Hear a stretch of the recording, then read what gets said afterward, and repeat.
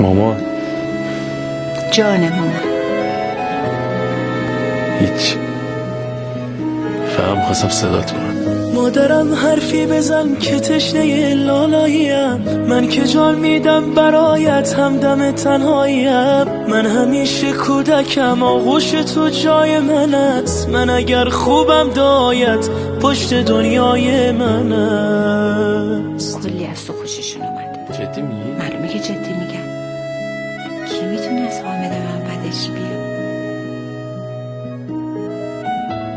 مادر همه جان و تنم، شوق نفس کشیدنم.